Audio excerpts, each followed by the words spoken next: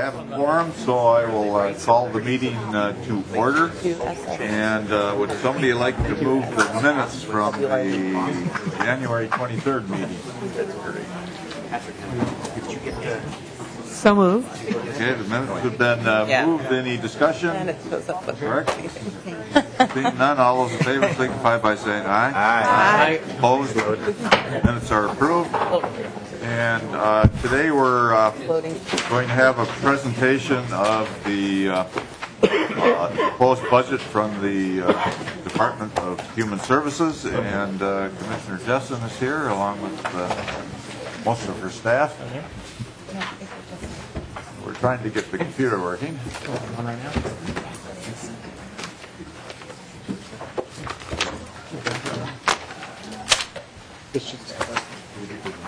And you have two separate things in your folders, and the yellow one will not be talked directly about today, but when we go through the budget, I'll tell you what pages you could find this on in the yellow sheet, but they're going to testify mainly off of the white sheet.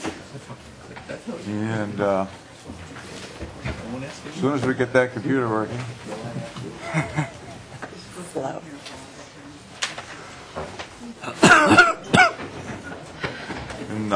Commissioner Jessen's going to start out and then turn it over to some of her staff people, and I would prefer if you would save the questions for the staff people.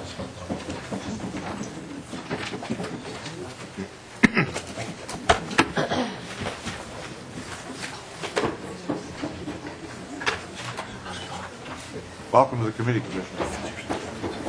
Thank you, Mr. Chair. I'm Lucinda Jessen. I'm Commissioner of the Department of Human Services, and I'm delighted to be here to provide, a high-level overview of the governor's proposed budget for DHS. And then, as you suggested, Mr. Chair, we have members of our staff who will go into more detail into the specifics. Shall I launch in with your permission, Mr. Chair? Yes, okay. And I'm working from the PowerPoints, which you have in your folders and which are over on the screens as well.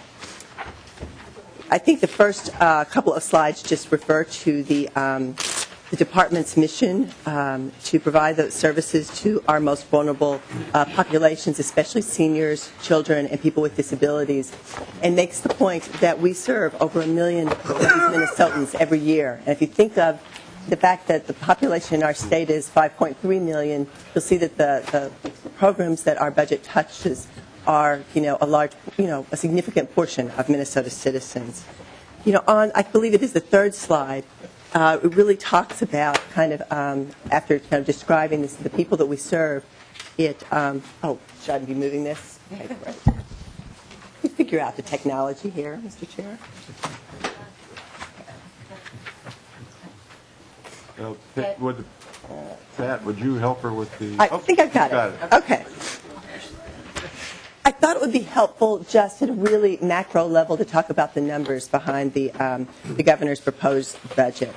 And I think it was really helpful, Mr. Chair, members, that you had George Hoffman here just like a week or a week and a half ago that talked about the November forecast and what that meant for DHS. So the numbers I'm presenting to you are kind of based upon the November forecast. The overall, looking at the November forecast, the governor's proposed budget proposes $38 million additional dollars in spending for the Department of Human Services. And I mention that because when you start diving into the budget details, you'll see a whole lot more things moving around than just here's the budget as is, and we're adding $38 million. Because what we really did, thinking about the department's mission, is we went through our budget and we reprioritized a lot of things. So you'll see about $213 million in kind of new spending or increased spending in some targeted areas, and you'll see reductions in other areas. When you add the reductions, we have reductions of about $175 million, or redirected spending, I would say, plus the $38 million. That's what gets you to be able to pay for kind of the investments that you will see in this budget. Another thing I would mention that enabled us to do more in this budget is that, and I give real credit to our healthcare administration, but we really worked hard on this year's HMO contracts. And as many of you who are here know, there was a 2% cap on growth overall in those contracts for 2013. Through some negotiations with the plans, we came in and basically held those contracts flat for 2013. That's $60 million additional dollars for state and federal taxpayers, so the federal share of that is about $30 million. So that enabled us to do a number of additional things in our budget this year. I would say that when I think about the budget, I find it easiest to think of two buckets. There's the Affordable Care Act bucket. And Assistant Commissioner Scott Lights will talk more about that. And we do a number of things. We do some things. We propose the Medicaid expansion, which saves money. And then we have ACA-related required spending. Overall, our ACA budget is, as proposed in the governor's budget, is budget neutral. Then you look at the non-ACA pieces, and we'll kind of go in more detail, obviously, on both sides. And it's the non-ACA budget pieces where you'll see the $213 million additional dollars in investments, plus the it's offset by the $175 million in redirected funds. That includes the $30 million from the HMOs, plus the $38 million in new dollars. So I hope that makes some sense. But we really have two buckets: ACA overall budget neutral, non-ACA, a lot of reprioritization, plus $38 million new dollars. Thanks, Jane. So when I talk about where we were redirecting things and reprioritizing things, this just slide highlights them, and I'll go into a little more detail, and the assistant commissioners will provide more detail. What were we trying to do? When I said we're really trying to look at our budget from scratch and say, what's more important for us to do with these dollars? We really wanted to build on past accomplishments. We really wanted to focus on who are the people that need our help the most in this biennium. So you will see some reprioritization. We also, and I'll get more into this a little bit later, set aside some money for the future of Minnesota Care. As many of you all know, there are large unknowns about what we will do with our Minnesota Care program, those people, especially above 138% of the poverty level, going forward. And we are pushing the federal government to give us basic health plan funding, basically 95% of the dollars that otherwise spend on this population in exchange, so it's a good deal for them, and to give us that money and the flexibility to continue to improve our own Minnesota Care program. But we put some placeholders in the budget because there are some unknowns there. So you'll hear about those as well. But I can talk more about that if you like later, but we are continuing to have conversations with HHS. The governor and I are going to go out and meet with Secretary Sebelius on this.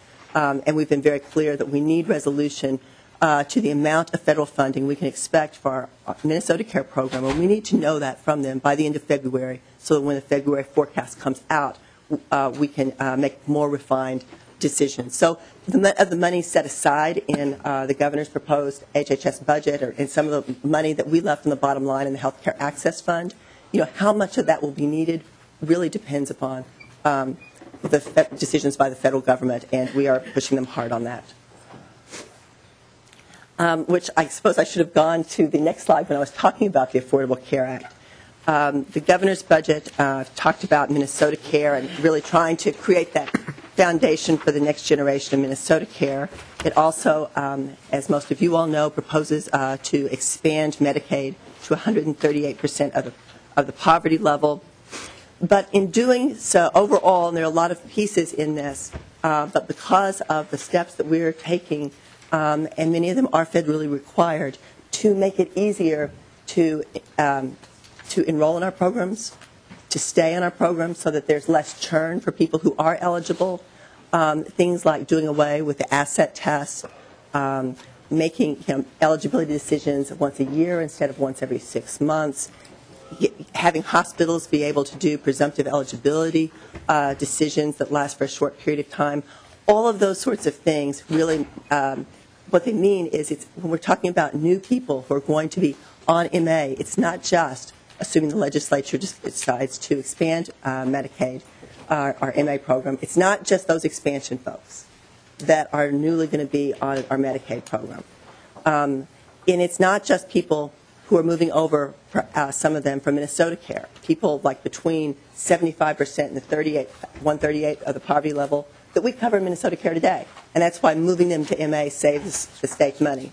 But we also have a number of people that we project will be on Medicaid because, partly because of the mandate, they will now be required to have insurance, and we think they're more likely to sign up. And we're going to streamline the eligibility process so it's easier to sign up and to stay on, and we have less churn. And I put a bullet on here that our estimation is that 145,000 Minnesotans will be on MA as a result of these changes. And these are a lot of people who are eligible for Medicaid today. And I make that point because while the federal government pays for the first 3 years 100% of those single adults that are newly eligible for Medicaid, those people who we believe, because of the simplification, are already eligible but not on MA, a lot of them come on MA, we end up paying half our regular FFP for that population. So when you look at your budget, our budget, you'll see kind of in our moving parts in the ACA, we save money through Medicaid expansion. We end up spending more money for people who are eligible today but not on our programs, who we believe will be coming onto our programs. So that's a very high-level explanation. And I know that the committee has had informational hearings on the ACA and is familiar with much of this. So I'll just end there. Happy to answer questions, and Assistant Commissioner Scott Lights will go into more detail as well. The beyond the Affordable Care Act, the second really large and critically important proposal in the governor's budget includes our package of proposals around what we call Reform 2020. I think one of the best things that came out of the 2011 legislative session was the direction from the legislature, and we very much agreed with this direction, to go and really work with stakeholders and others to redesign our home and community-based services. So a large and fastest growing part of our long-term care system. And we need to redesign it now. We need to redesign it in a way that makes it where we intervene earlier, we provide a broader array of services to keep people in their homes and communities and reach them earlier before some of them have that need for kind of those deep-end, more expensive services. We wanted to make it more consumer-driven and help people during those transitions in life when we lose so many folks.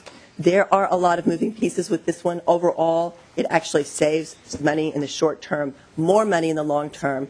But I think it's not about taking services away from people. It's actually about intervening with more options earlier. This is important, though, because we think this redesign really sets up our system so that by 2020 and beyond, when the age wave really hits us hard, we will have a long-term care system that's prepared for it and that can continue to serve people, but do so in a much more sustainable way going forward. So this, I know you'll see a lot of pieces of this, but it's very important. We have to get waivers from the federal government for much of this. We're in negotiations with them now.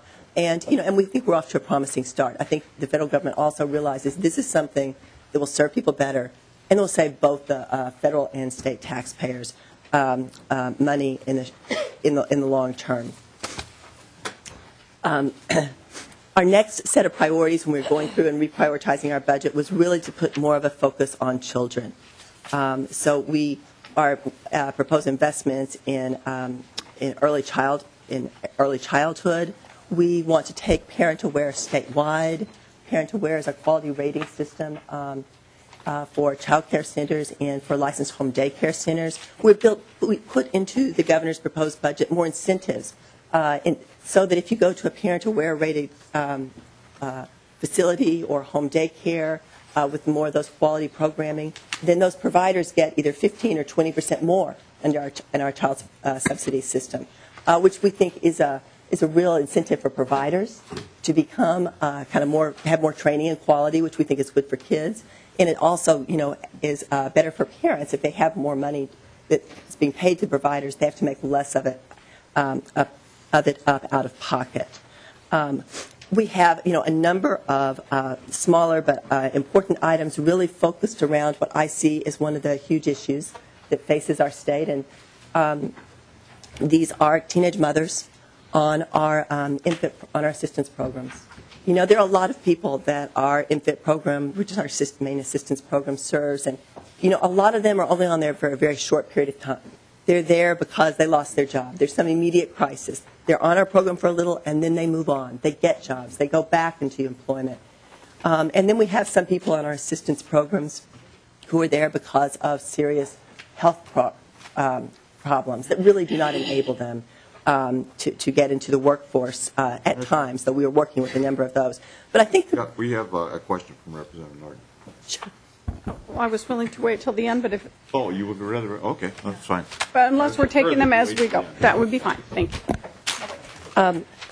But we have it. But there are also teenage mothers, and I think one of the most troubling statistics that I've heard since becoming commissioner is that 75% of those teenage mothers on our assistance programs, their mothers were on assistance. And so we really are trying to do a number of small things that we think are evidence-based, but to try and figure out what works to try and break that cycle of intergenerational poverty. So it's things like really intensive home visiting for new mothers who are on our programs. It's making sure they're first in line to get that child care assistance, which will enable them to graduate from high school, get into the workforce. So there are a number of things you'll see in our budget related to that. You'll also see proposals for children to double access to school-based mental health services, which kind of fits in both our mental health bucket and certainly our children's bucket, to really be able to intervene earlier and be more effective, to doubling those districts that receive that funding throughout our state. And there's a couple of things we're trying to do to make sure we do a better job getting children in our foster care system, and it's especially hard for older children, into permanent homes. So we have some additional funding for that. Right now, the financial incentives are skewed. And Chief Justice Lori Gilday and I have been going around the state as part of our Children's Justice Initiative and asking people, what could we do, the court system or the human services system, to do a better job getting permanent homes for these children, especially kids over 6. And almost uniformly we heard, change the financial incentives, where the incentives aren't to serve someone in financial foster care, but to actually do the adoption. And that means also then we have more support for those families that adopt kids who have been neglected and abused, because those families need more support, and so do those kids. So you'll see some of those proposals, as well as an expansion of our parent support outreach program, which has been a very excellent, evidence-based tested. We have it in a number of counties today, way to really provide more supports to families that are teetering on will they end up in our child welfare system or not. With these supports, we show we keep those children out of the child welfare system and they're in their homes more effectively. So it's a very cost-effective program in the long term as well. The next set of kind of priorities really deal with our behavioral health continuum. You'll see some of these. Some of them do not have large dollar price tags on them, and that's not because we're not actually investing dollars. It's because when you actually invest dollars for more community-based services, you end up with savings kind of on some ends too, because then they're not being served at ANOCA as long, perhaps. So you'll see proposals in addition to our school-based mental health that emphasize prevention and early intervention, more care coordination, more family education for. We want to expand our mobile crisis teams to more regions of the state. Those are mobile mental health crisis teams. We have them in 59 counties. We want to expand that. Once again, this is something we're able to help people more quickly, keep them out of hospital emergency rooms, and help them solve their problems before they become even bigger crises. And related to that is a set of proposals which really focus on building up our community supports. So that there are patients in ANOCA now, our ANOCA Regional Treatment Center, and also at Security Hospital that we believe could be served in the community. People who are in ANOCA but beyond the time that they actually need hospital level of care. People at Security Hospital, some of them that are ready to leave, but these are not people you just send right into the community. They only can leave if we have the right kinds of supports, the mental health supports, the housing supports, and so and those are supports beyond really in some areas we're able to do today. But I think providing those supports helps in two ways. It gets these people who, if they're ready to be out of a hospital, can I just say, as a matter of just a person's rights, they should be. And also then, ultimately, we spend less in the community than we do in hospitals. And we also opens up beds for people because we know they're waiting lists for people at ANOCA. And those people are waiting often in community hospitals and sometimes even in jails. So this is really a proposal that gets at that. And then finally, you'll see a number of proposals around program integrity. I mean, since we created the Office of Inspector General to really try and centralize and beef up our program integrity efforts at the department last year, we've had some real successes, and we want to build on those. So you'll see, and this package is budget neutral overall. Some cost money. We need to do more internal audits at DHS. A ton of money goes through our department, and we need to beef up our internal audits to make sure it's being handled wisely. And that costs money. On the other hand, a number of our efforts really to strengthen our prevention and detection of fraud and going after fraud will save money. So it's a package overall that is budget neutral. And some, just finally, of our other initiatives you'll see, I mean, there are a lot of things in this budget, are focus on some funding for the county performance management systems. We're really trying to transition with the counties, and I think we're working well with them to actually have a system that focuses on outcomes. Instead of just having kind of process measures for counties, which drives them crazy, and some of them understandably, is really to try and shift to looking at outcomes. What are their outcomes for children in our child welfare system? How many kids do they have, for their population out of home placements? That if we can agree upon these outcomes, I think then we can really not have as many of the process measures, and I think we'll do a better job of evaluating how we're all doing in human services. You'll see some smart purchasing initiatives. We're really trying to move to pay for performance, across the department, and you'll see that is reflected in the increase we want. We provide an increase for nursing home rates. All nursing homes get a small part of that, but there's also the ability for those who are increasing, kind of using our pay for performance approach, which we already have, to get additional money as well. And we want to put into place to start introducing that for our home and community-based providers as well. So you'll see that number starts out small because it's really setting up a system so we can make additional dollars available to home and community-based providers based upon their quality improvement. So smaller dollars, and I think it's about $7 million, but you'll see much larger dollars, and I admit it, in the tails, because we think that those are providers that do need increases. We want to move as a department, though, to where we give increases to have it based on better outcomes. Our sex offender treatment program, I'll just say, what we provided in our budget is operational funding for the growing population. So it's almost $8 million that we're going to have to spend if we don't do anything more with this program and this population. Obviously, there's, and I know that both Representative Abler and Representative Liebling are on a task force that's looking at other options. This is money that could be spent on other options instead, but if we do nothing, this is money that, we do need to spend and have in our budget. So I would say that, from the governor's perspective, we really look forward to hearing more from the task force. We're very open to, having those discussions, but we think it's only responsible for us to fund the projected growth in this program at this time.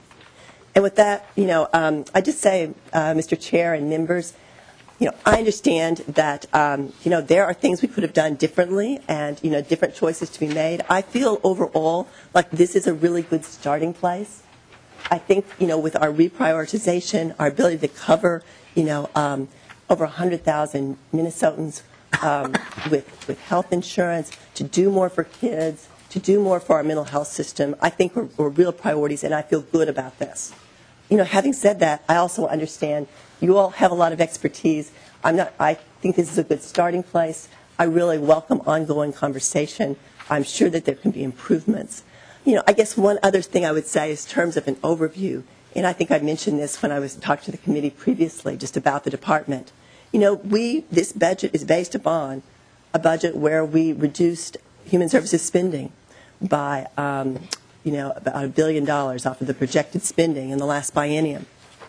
And one thing, with one exception that I'll note, that you don't see in this budget is not just, we're going to restore what was cut. This budget is based upon that budget. Those were hard decisions. Those were hard for those of us who had to make them. Those were hard for people. Those were hard for providers that serve those people. But overall, we think they were necessary, and this budget is not about restoring. It's about really reprioritizing and moving forward. I think one exception to that was the funding for Merck. We've really felt, as looking at, if you're bringing 145,000 new people into our public programs, we have to do we have to make sure we have the workforce there who can care for them. And the Merck funding we thought was critical. We want it focused on, primary care training and making sure we can keep providers in greater Minnesota. We thought restoring that funding, it's about $12 million in the budget, was very critical. Another thing you will see in this budget are some increases for dentists and physicians and small ones for hospitals. Once again, we can give people health insurance, but if we don't have providers to take care of this, then we're all going to be in trouble. And that's what happened in Massachusetts. That's one of the things we saw, is a lot of people suddenly in 2006 were insured in Massachusetts, but they didn't have enough primary care providers. And we already know that we have a real access problem for dentists. in Minnesota. So this will be the first dental increase in, 14 years, I think, across the board dental increase. So we do think those are investments that we really need to make this work. And I think the only thing I now realize I missed looking at Representative Norton, I do want to be sure and say that we also included $12 million through this reallocation process for a new benefit service package for children with autism.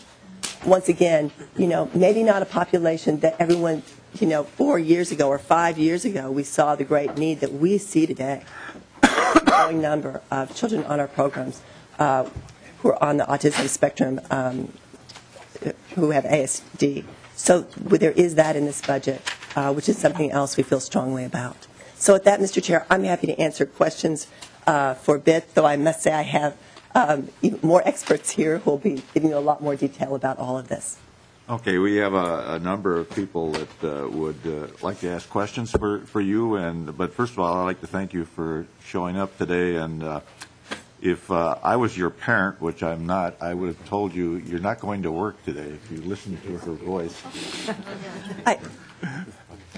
So thank you for showing up. And the first question is from Representative Norton.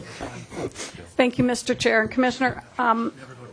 Two things, and I'm appreciative that you touched on one of them, and it was the behavioral health continuum and early intervention and its importance. And I was just going to remind you that the children with autism are waiting for our help, and so I really appreciate you acknowledging that in advance. The question I had for you is with regard to Reform 2020. I'm looking for the timeline for approval from the Fed so that we're not counting on something that might not come, the what if it doesn't come? And so I was hoping you could address that for me. Commissioner. Mr. Chair, Representative Norton, we've been very clear about the legislative deadlines with CMS. We did not anticipate any problems, but we've tried to make this so that if, for an example, they approve one part but not the other, we've tried to package that so that our legislative initiatives are tied very closely. So if we didn't get that funding, that approval for one thing from the feds, then here are the things we would not ask to be funded in Reform 2020. So we've tried to anticipate problems, but, if they occur with CMS, in the way we've just structured the budget proposal, but actually, I think there'll be a few things they won't like. But actually, there are a couple of things which we think are going to be harder to get, and those are not things that we've actually put in this budget proposal. So we've tried to be mindful of that. Thank you, Mr. Chair. Just as follow-up, I want to thank you for being creative and for not just maintaining the path we've always been on and going back to what we've always been doing. I think it's very important, particularly in this time as demographics are changing, that you make necessary reforms and changes and be creative. And so I really appreciate seeing that in this budget.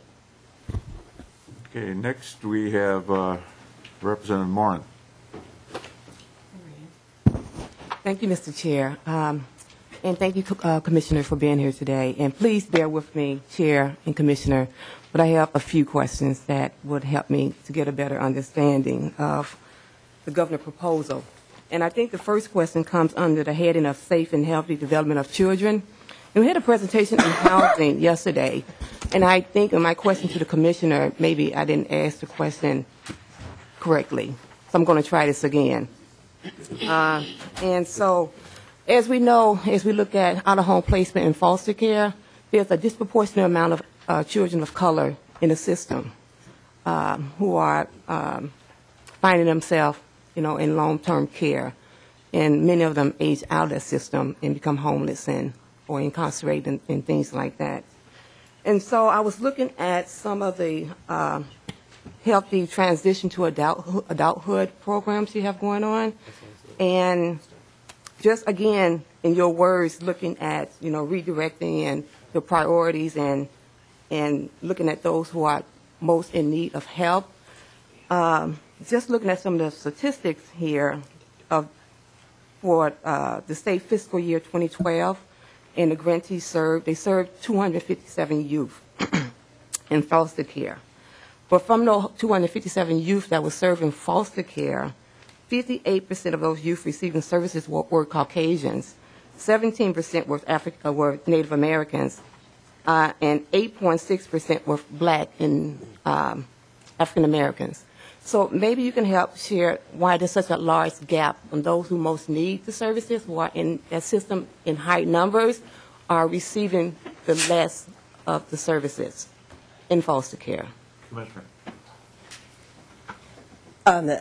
Mr. Chair, Representative Warren, I mean, I do think that in our foster, I'm not sure just what you're looking at, so it's a little hard for me So what? to answer your sorry. question. Mr. Chair. Representative.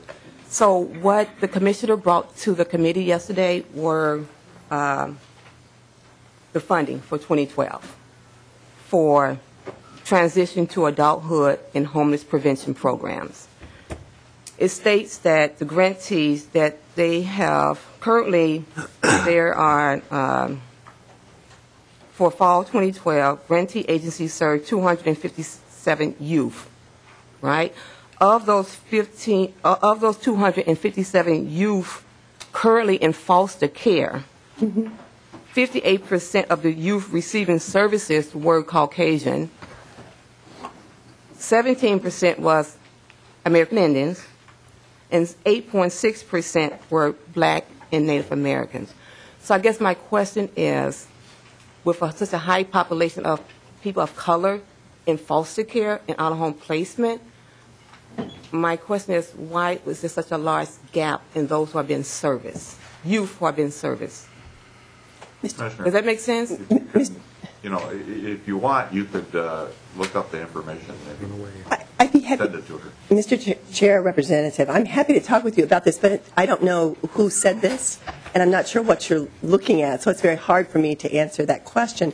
I mean, certainly, you know, a disproportionate number of children in our foster care system, you know, are children of color, you know, and they're the ones that have, for an example, some of the hardest times getting placements and getting those permanent homes. So a lot of what our initiatives are very much targeted at those children, but you know, what specific program serves exactly that today, I would have to, you know, look at the budget page. Erin Sullivan-Sutton will be presenting kind of an overview of our children and families budget.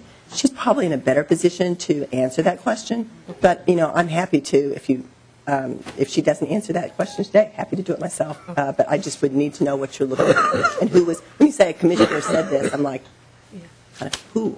Representative Moran. Mr. Chair, thank you. So the information came from Commissioner Erin Sullivan-Sutton. Okay. So this is her data. So I will move on, and I will ask her again and once she presents. The second question is, I know the department have an urgency to place kids in permanent homes, and I guess I'm a little concerned for one reason being, again, we know there are a larger number of children of color being taken out of their homes, which is a breakdown of the family. And there's an urgency to get them out of foster care and put them in permanent homes, because we feel that permanent homes is the best solution to them being in foster care, and many times aging out, which I think is really abusive anytime someone is consistently in foster care for many, many years. So I'm glad we are at a place where we're looking to place them in permanent homes, but I was just thinking, what is your thoughts of, you know, I know you're also shifting to trying to do some reunification to help parents with trainings and give them the tools they need so that they can be reunited with their kids, and also doing a search for family members who can also support, you know, kids who are in the foster care. So is that a strong initiative of the department to do some reunification and also maybe place children with family members? Commissioner. Mr. Chair, Representative Moran, I mean, those are very important to us. You know, we do have, as you mentioned, a number of initiatives where we're actually giving counties a lot more money and tools to do relative searches, you know, using new technology and other things so that we can do a better job looking for relatives for those children where we have to take them out of the home. The reason that, you know, I mentioned our parent support outreach program as being one of our priorities, taking that statewide. That is a program, and I could have said more about it, that really is about helping families stay together. And these are disproportionately the families we are helping, families of color in this case. So what that program does is, and you may be familiar with it, is it identifies families who are kind of come into they're reported often for neglect or abuse, that sort of thing.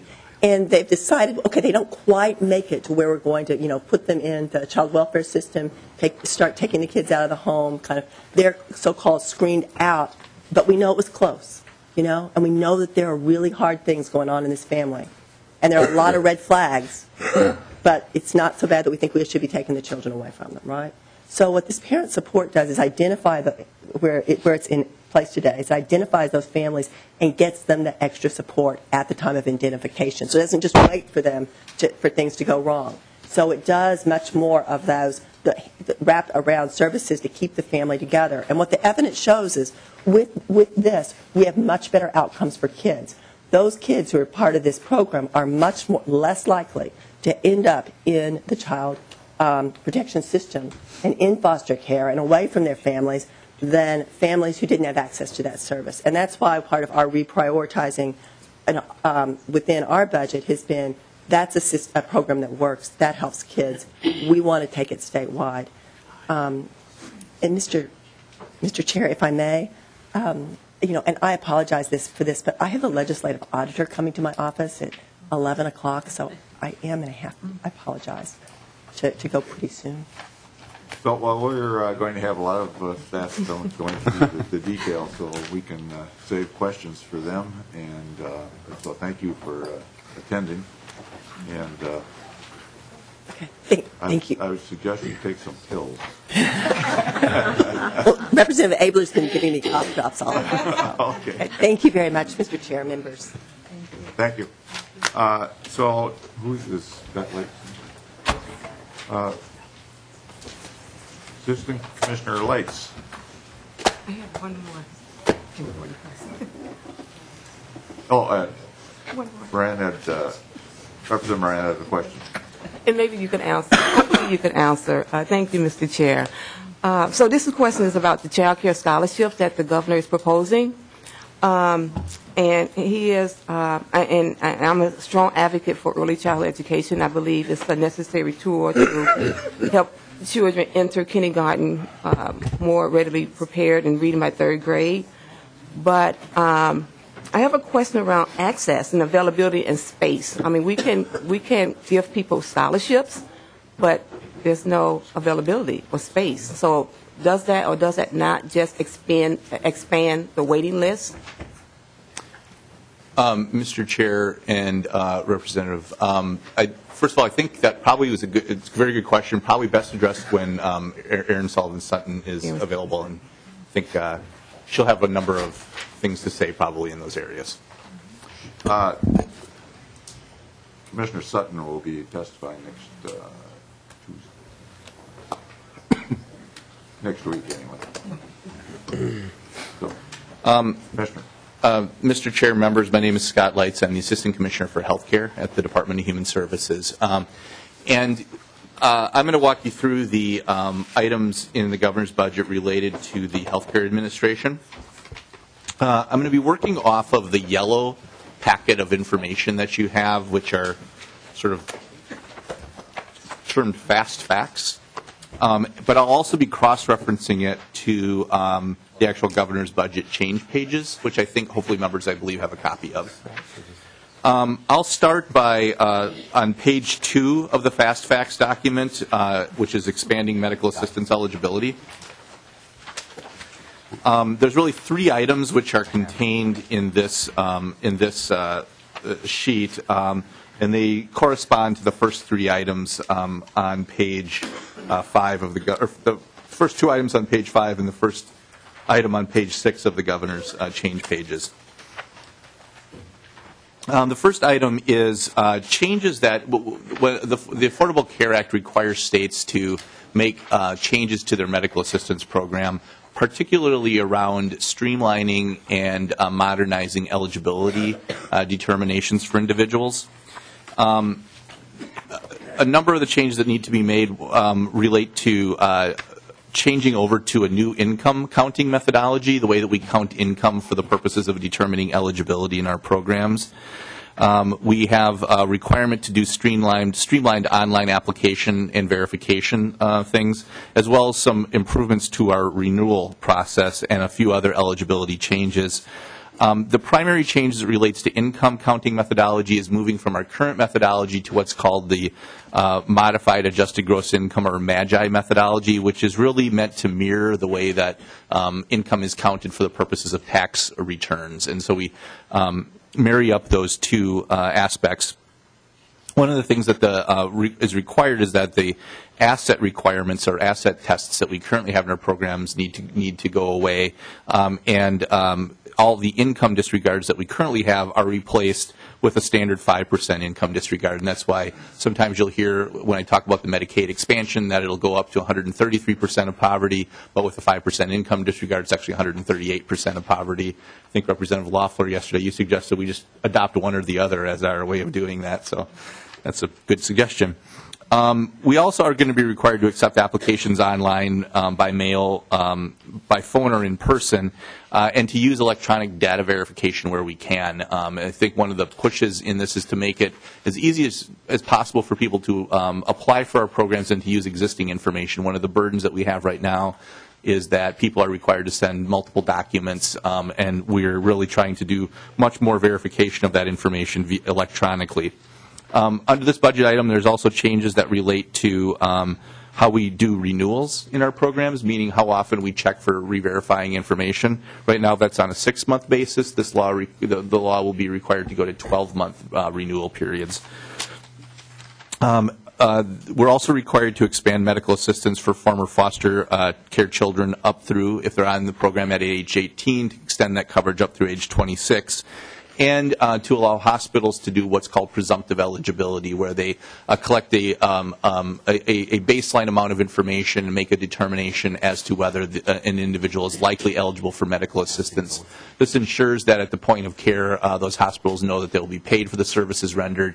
And if we've done the process right and the individual ends up being even ineligible, then we do receive matching funds on that portion of it. These changes really apply to populations which are currently eligible for our medical assistance program, and therefore we anticipate bringing on an additional average monthly enrollment of about 64,000 additional people into the program. But because these are people who are currently eligible at our current matching rates for the program, there's a cost to this item about of $166 million over the biennium. The second aspect that we're required to do under the federal law is really what's called a maintenance of effort requirement. And again, this item is the second item on the governor's, on page 5 of the governor's change pages. We currently cover children in our Minnesota Care program up to 275% of poverty. And federal law requires us to continue to provide coverage at the same levels that were in place on the date that the Affordable Care Act passed. And so we've interpreted that as meaning, because we operate the Minnesota Care program under a waiver, a medical assistance waiver from the federal government, that these children would be medical assistance eligible on January 1st of 2014. And so the governor's budget makes that change, moving those individuals, those kids over from Minnesota Care into the medical assistance program. We estimate that there would be about 106,000 additional kids enrolled in MA as a result of this, about half of which weren't previously eligible or weren't previously covered by a public program, so likely uninsured kids will be coming onto the program.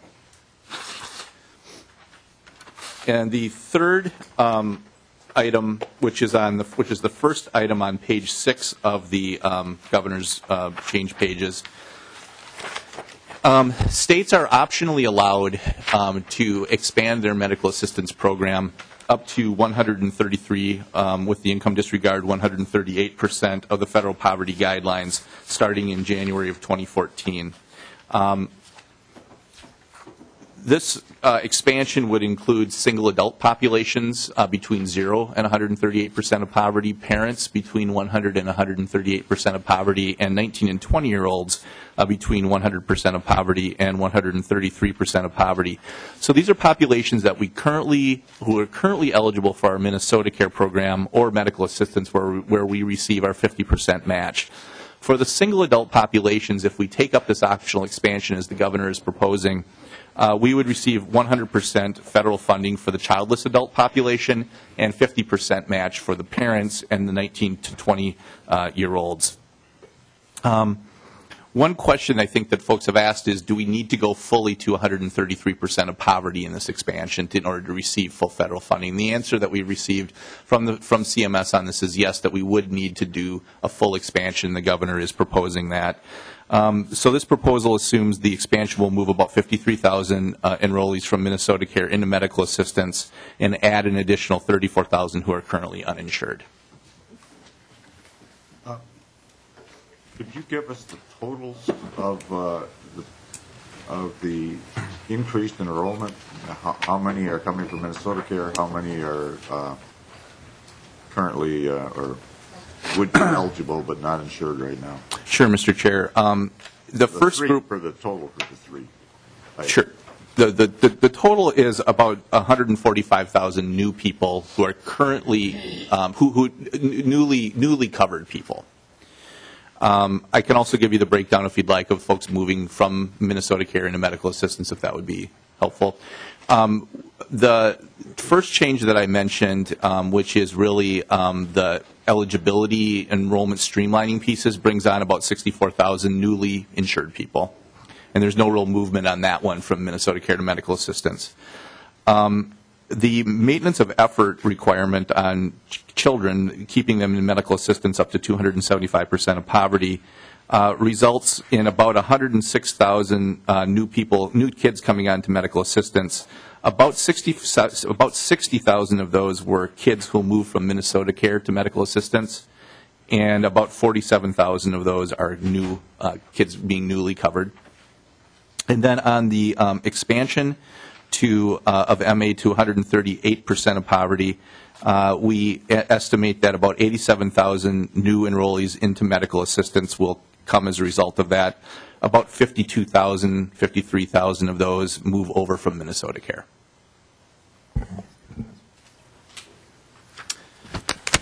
Thank you. Mr. Chair. Representative Abler. Oh, thanks. Well, now I'm more confused than ever. How many people that are not, just if you could just maybe give me a total number, and I appreciate you breaking it down, but how many people that are not now insured totally are going to be getting covered? Just if you could just say that number succinct so I can get it in my head right. Mr. Chair, Representative Abler, 145,000.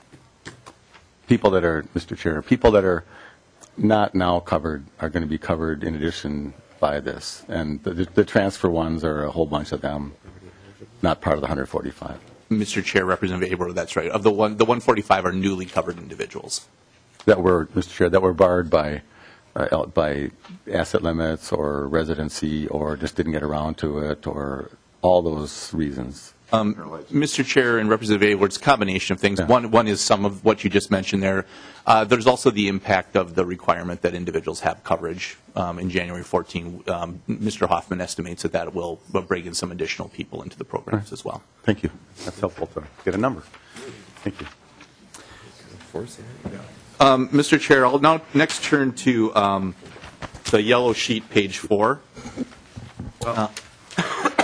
We have a few questions first, and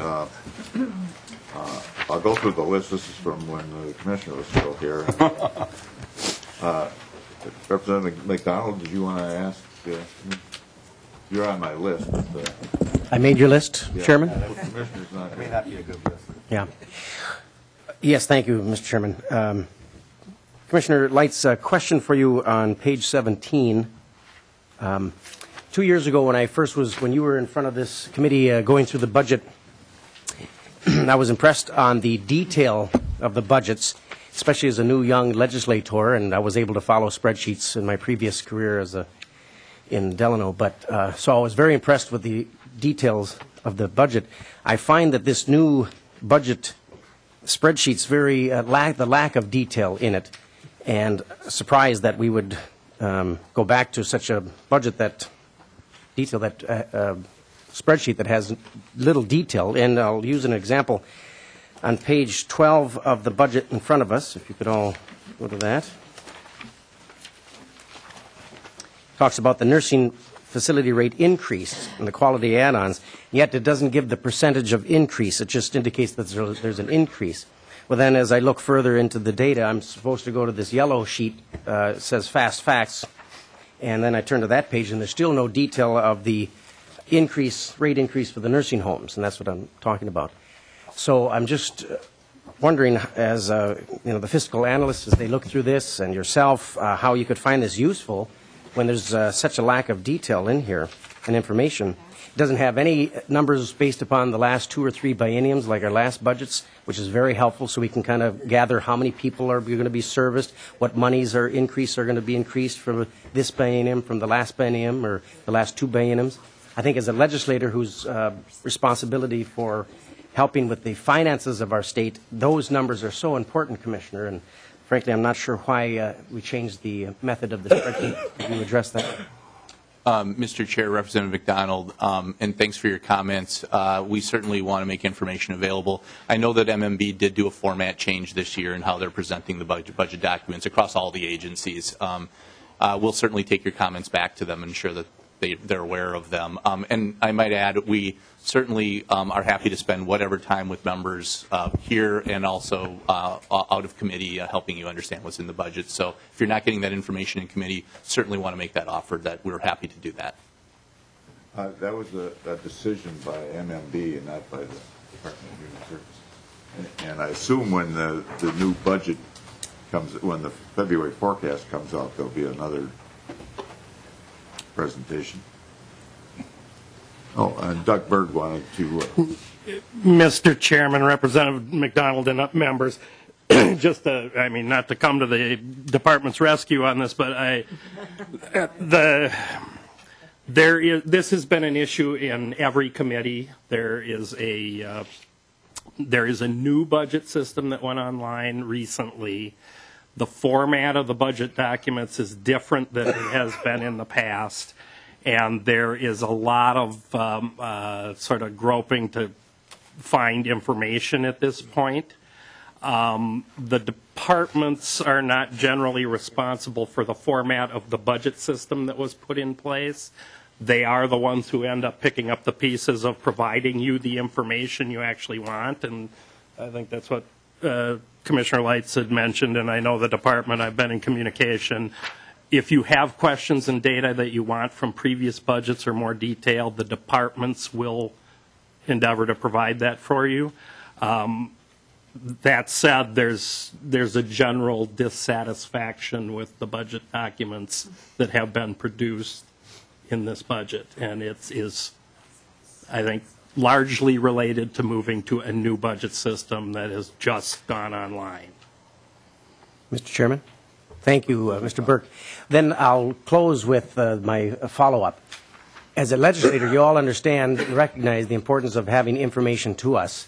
And this job does not allow us to go outside and further investigate budgets. We're busy meeting with lobbyists and constituents and other committees, and it's simply this impossible for one human being to go up and above to go and disseminate information that's not proposed in front of us. The last 2 years, the budgets that we had gave us enough time to have the knowledge necessary to make an educated decision on bills and budgeting, and I'm very disappointed in an MMB that would go to such a method that would force us to have to spend even more time to investigate and look up the numbers. I think that's unfair to us, it's unfair to the state of Minnesota, and I hope that my ranting will make some difference in their decisions in the future. Thank you for the time, Chairman.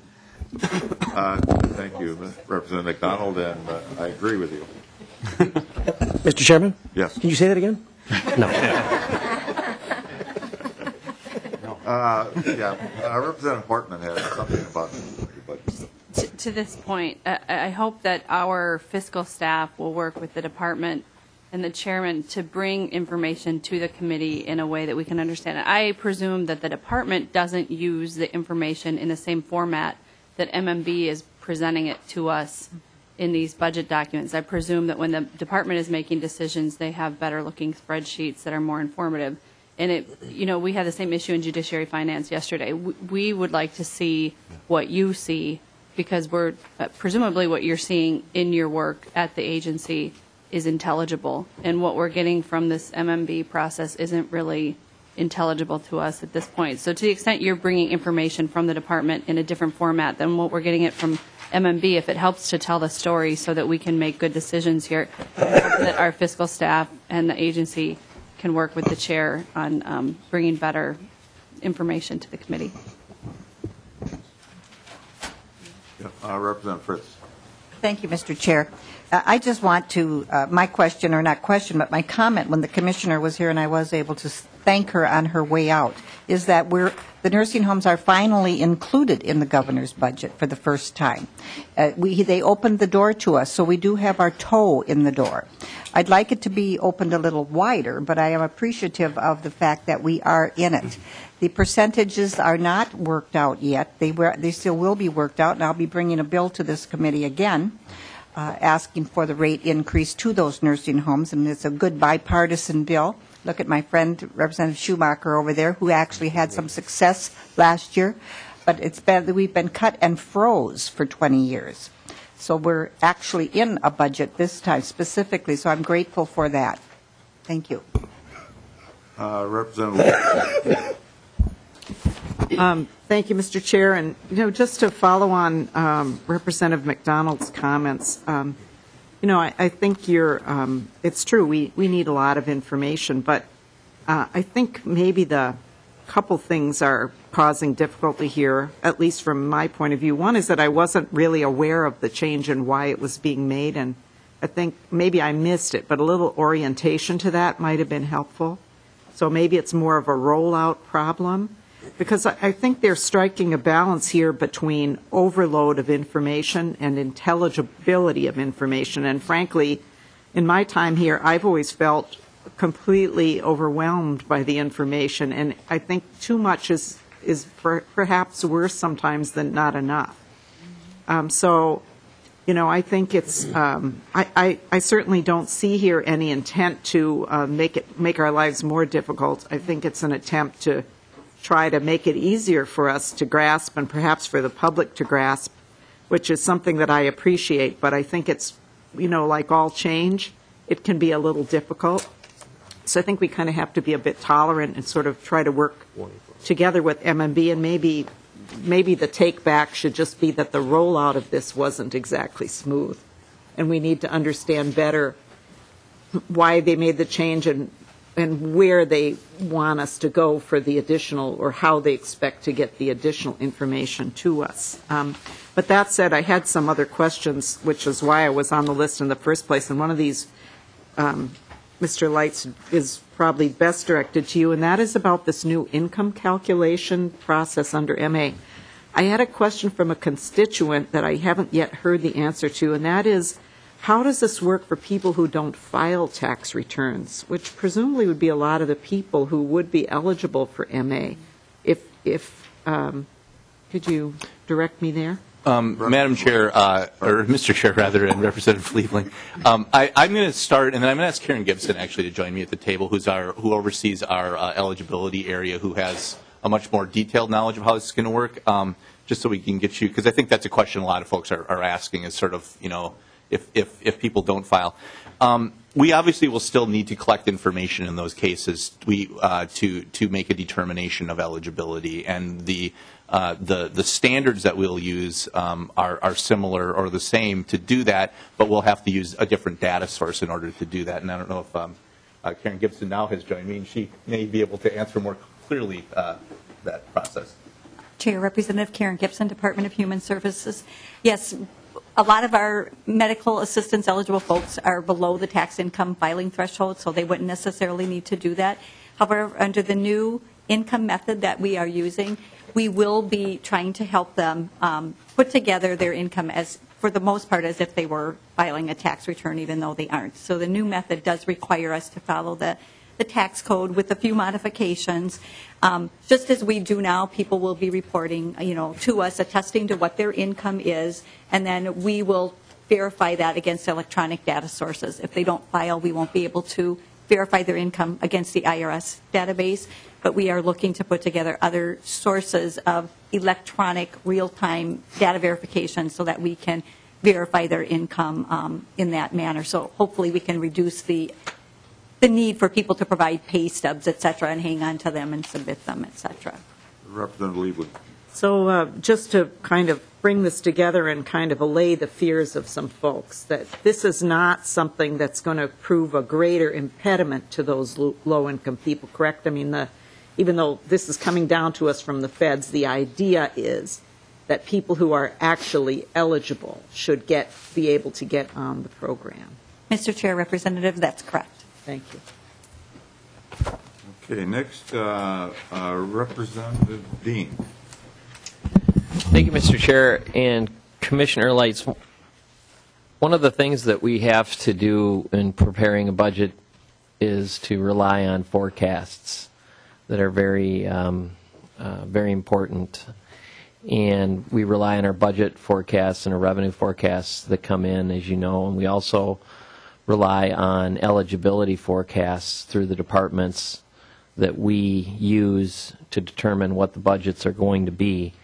And it is the more changes that we have, the more volatile those predictions become within the departments.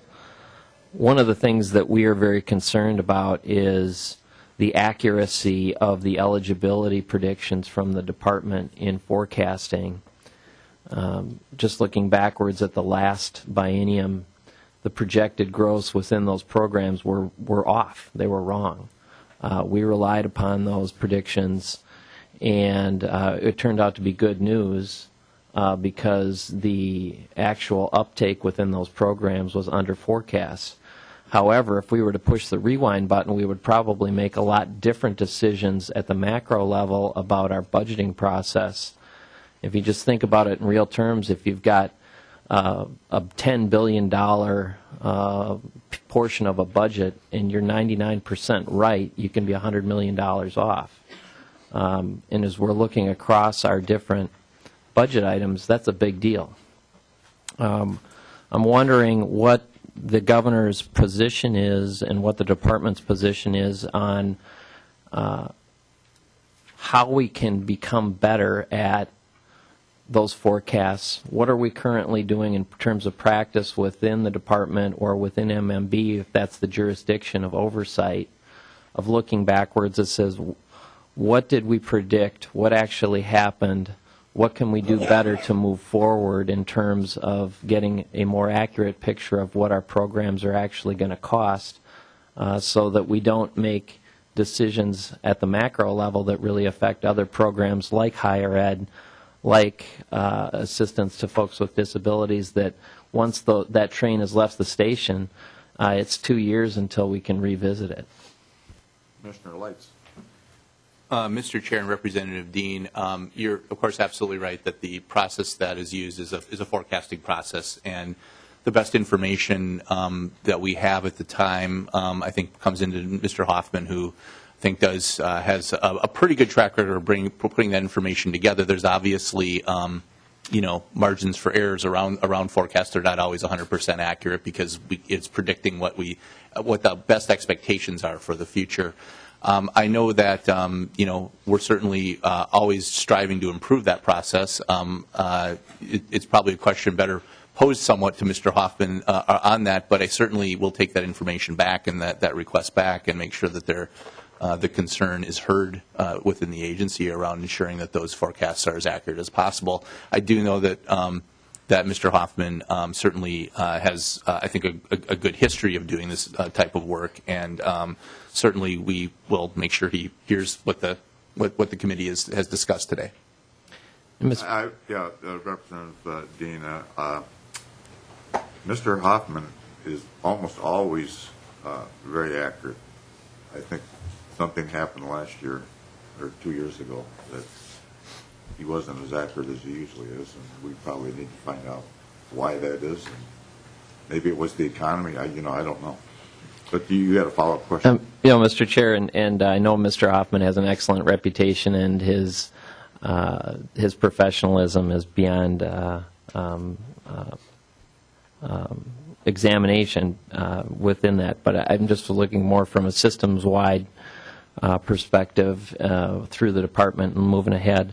And also, if Representative Gruenhagen doesn't point it out, I'm going to go ahead and point it out, that we are proposing adding 145,000 new people to the program in a cost-neutral basis. That's the way it's been presented to us. We're also being told that we're being able to pay for this from the federal government, which, by the way, is saying that they're doing this is going to save money over time.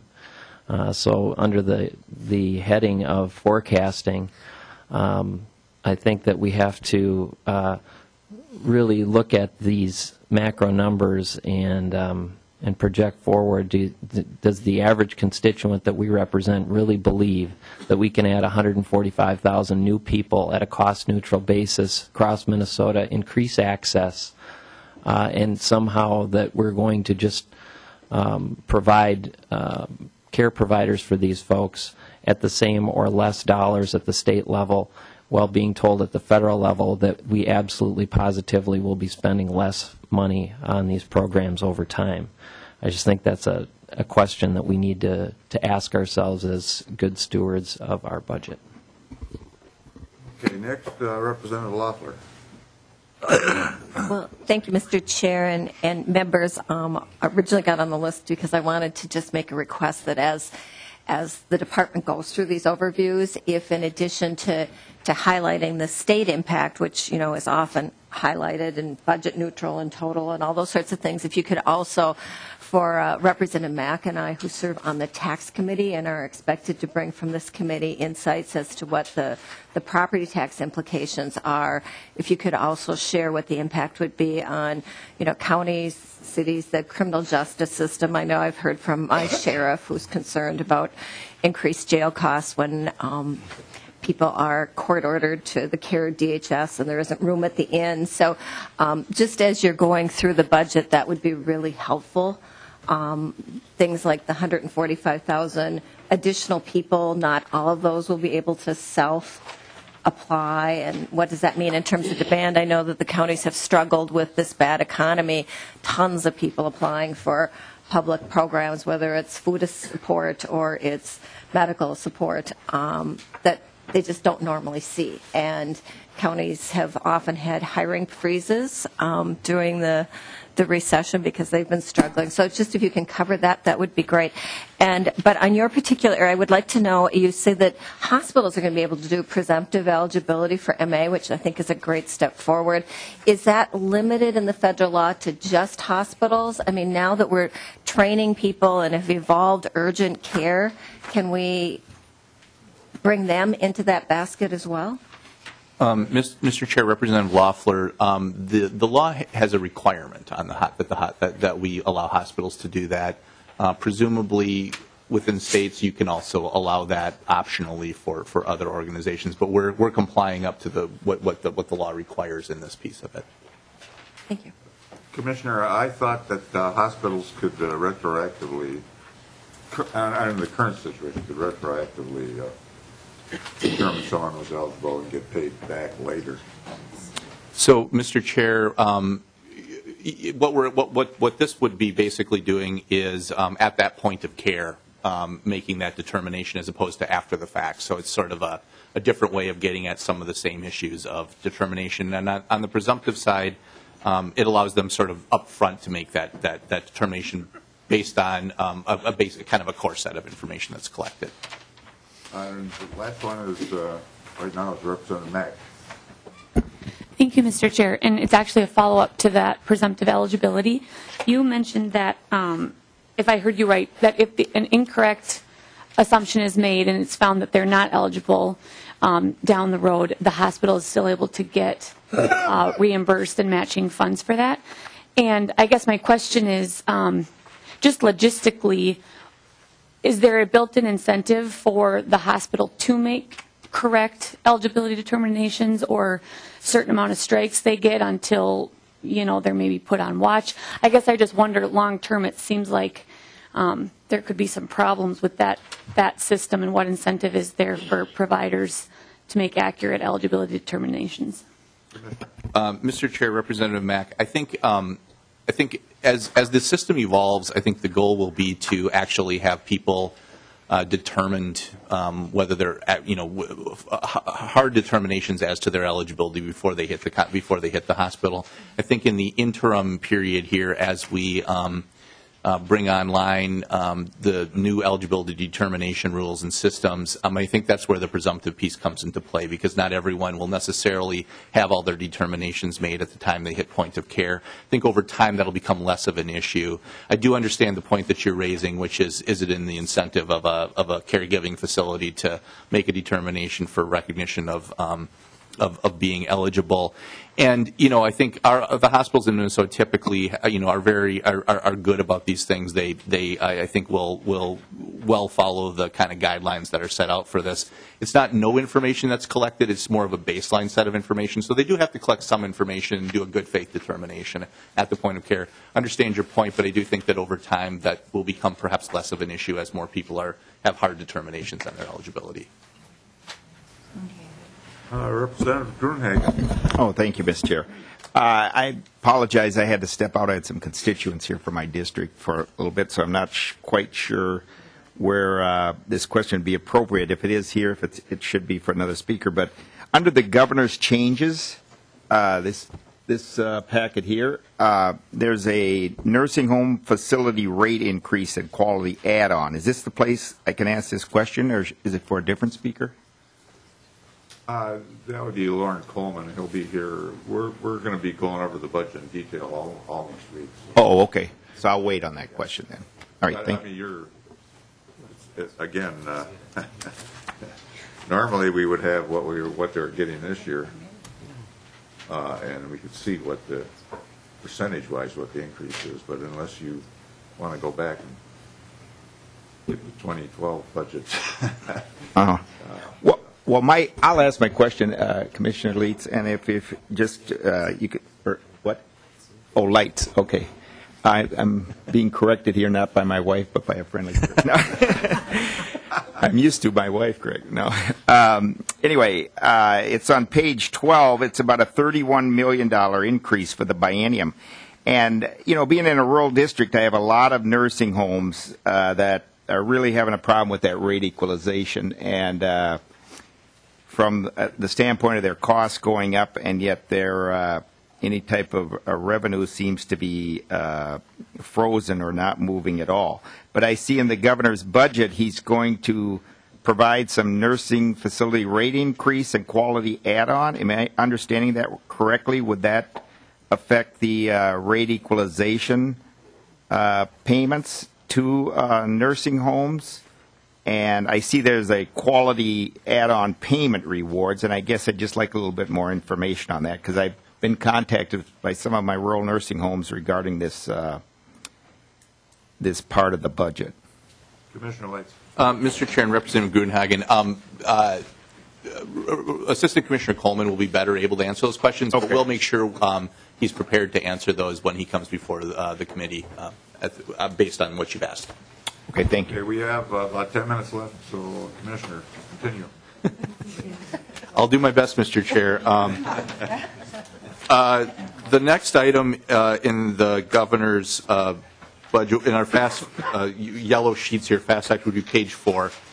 And this relates to sort of the future of Minnesota Care. We've operated the Minnesota Care program in Minnesota since 1992. It's a program that we've operated under a Medicaid waiver, which means we receive matching funds on the program from the federal government. And it covers folks up to $275 of poverty if they're parents or kids, $250 of poverty if they're single adult populations. Many of these populations will be eligible for enrollment through the health insurance exchange, but we, as Commissioner Jessen mentioned, we've been working closely over the course of the past month or so with the federal government around what the future of this group should be for Minnesota Care. And I think it's the governor's intention that we would continue the Minnesota Care program, which has been a successful program for the state over time. And to fund that program, we would like to use an option within the Affordable Care Act called the Basic Health Plan option, which allows states to receive 95% of the funding that people would have otherwise received had they been enrolled in the health insurance exchange and purchased their coverage there. We really see that as the optimal funding source to be able to continue Minnesota Care and improve it in moving forward. Some of the improvements that we're looking at for Minnesota Care would be things like eliminating the $10,000 hospital cap, eliminating the 4-month waiting period that's on the program now, the $1,000 copay for inpatient hospital services. We're in a process now, and I think the commissioner mentioned that she and the governor would be meeting with Secretary Sebelius in the coming days on this. We haven't been able to receive any guidance from the federal government around how we can implement the basic health plan option and bring in this funding to be able to continue what we see as a very successful state-based program. And so what we see on this budget page is really a placeholder that says we're having those conversations. There is a contingency built in of about $300 million from the Healthcare Access Fund to kind of set aside depending on the result of those conversations with the federal government. As we receive guidance, we'll be able to bring more information before you and have much more precise estimates around kind of what the costs will be and what the future of the program looks like. But right now, this page kind of encompasses that discussion as well as sort of this contingency which has been put aside. Mr. Chair, the next page is page 6 of the yellow document, which is entitled, which is really related to changes that we're making in our healthcare purchasing efforts. The first item on there corresponds to to page 6 of the governor's change pages, which is the last item, managed care organization contract savings. In the 2011 budget, we agreed, the legislature capped growth in managed care contracts that we administer at the department. Most of the people enrolled in Medicaid or in Minnesota Care enroll through managed care organizations, and we pay them a capitation rate on a monthly basis to serve our clients. The legislature capped the growth of those managed care contracts into the future at a 2% rate for this biennium. When we negotiated our contracts for calendar year 2013 with the managed care plans, we were able to actually negotiate rates which were flat as opposed to having a 2% growth in those contracts. And so the savings that we achieve relative to the 2% forecast amount is really what shows up as savings in this budget item. So this item really reflects that savings from the contracts that we negotiated this past year. The second item on this page, on the yellow page, relates to page 8 of the governor's budget. Change page is the last item, which is the 340B drug discount program. This is a drug discount program administered through the Federal Health Resources and Services Administration, and a number of the safety net hospitals are eligible and clinics are eligible to participate in this program, and they're able to buy the drugs that they deliver to their people receiving services at their facility at a discounted rate. We aren't allowed for drugs that are purchased through 340B to receive any drug rebate on those drugs. So one of the ways that we get money within the Medicaid program is that for the drugs that we pay for, we get rebates from manufacturers. 340B drugs are ineligible for that rebate.